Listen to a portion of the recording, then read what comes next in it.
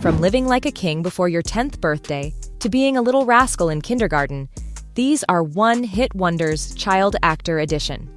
Audiences have been entertained by memorable child stars since the inception of film, beginning with a 7-year-old Jackie Coogan, who starred alongside Charlie Chaplin in 1921's The Kid, Oliver Twist in 1922, and Daddy in 1923, making him the youngest person in history to earn $1 million, setting the stage for other children to embrace a Hollywood career, and why not?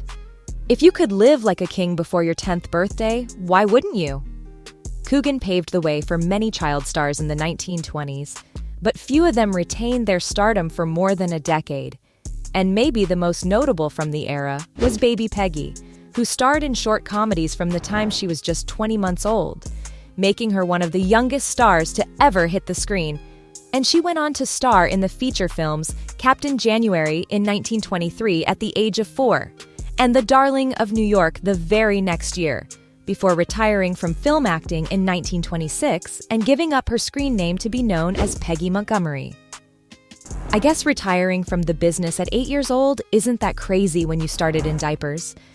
She came back for another run in the 1930s, when the most famous child star of all time was getting her start, at just 3 years old. Shirley Temple first appeared on screen in 1932 as a toddler in the film Baby Burlesques, and was a famous actress by the time she was 6, appearing in over 50 films throughout her career, and becoming the youngest person ever to win an Oscar, when she was awarded for her outstanding contribution to screen entertainment during the year 1934, when she was just 6 years old. And why not? 20th Century Fox signed her to a long-term contract, so she was already a made actress in the business, and set the standard for child actors that remains today. It doesn't work out for everyone that way, though. Some child actors are one and done, making their mark and moving on to other things, like child star Jake Lloyd of Star Wars fame. Jake was only 8 years old when he took on the iconic role of Anakin Skywalker in 1999's Star Wars Episode I, The Phantom Menace, putting him in the spotlight and making him a star overnight. Jake had been in the business for a while before landing the role, earning minor roles in the television show ER and playing Arnold Schwarzenegger's son in the Christmas comedy Jingle All the Way, but was still unknown to mainstream audiences, and what came with the fame was too much for him, and he left the industry, claiming he was constantly bullied for his success, and says he now resents the industry. He's struggled with psychological issues since then.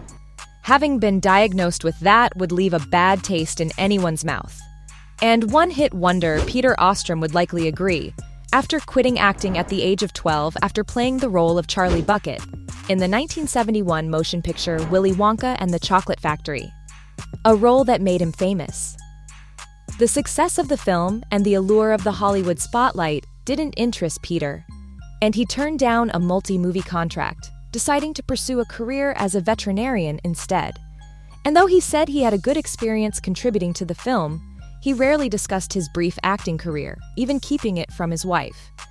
I guess it's a door that has to remain closed for some people, and it would certainly be understandable for Danny Lloyd to be a member of that group, after playing the role of Danny in Stanley Kubrick's 1980 horror classic The Shining, alongside Academy Award winner Jack Nicholson.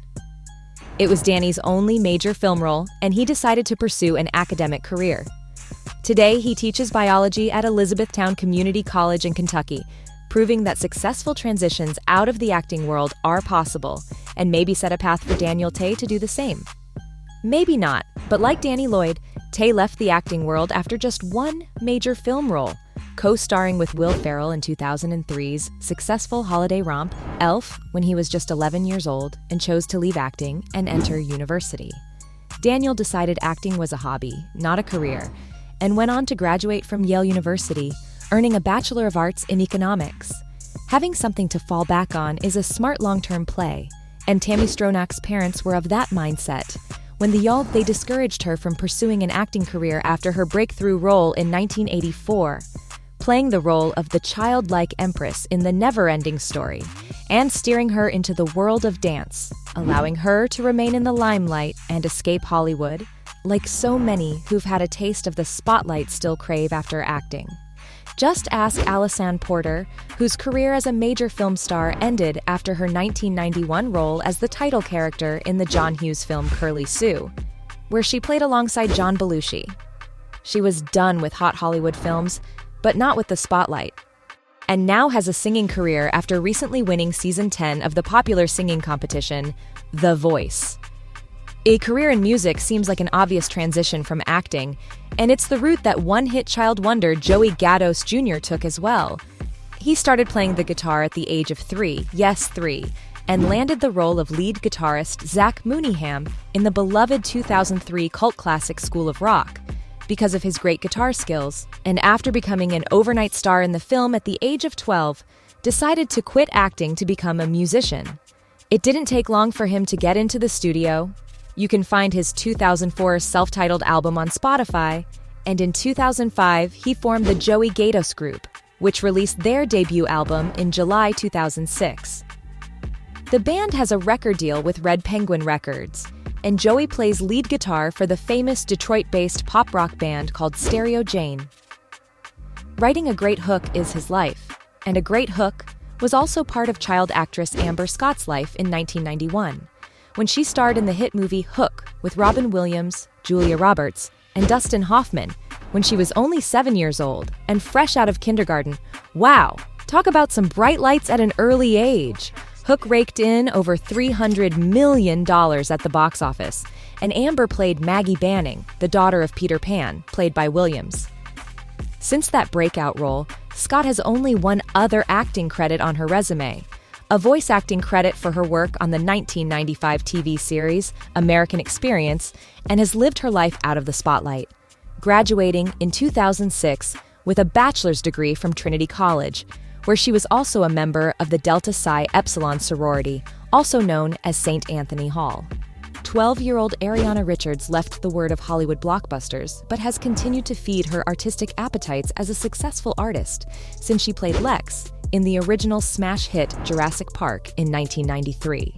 She has a handful of other acting credits under her belt, but only the one memorable performance, and has found a career as a successful artist. Though she claims if the right role came along, she'd be open to exercising her acting chops once again, saying if some really interesting role came along and found me, I'm sure I'd be thrilled to do it. Unlike child actor Brittany Ashton Holmes, who was still in kindergarten when she played the role of Darla in the popular 1994 film The Little Rascals, and dropped off the map shortly after. She's had other minor acting roles, but nothing of note, unless you count a 1995 television ad for McDonald's noteworthy. And after graduating from high school in California, she went on to university to study political science and settle into a quiet life, something that most of the actors we've discussed can appreciate. So, from being a little rascal in kindergarten to living like a king before your 10th birthday, those were one-hit wonders. Child Actor Edition.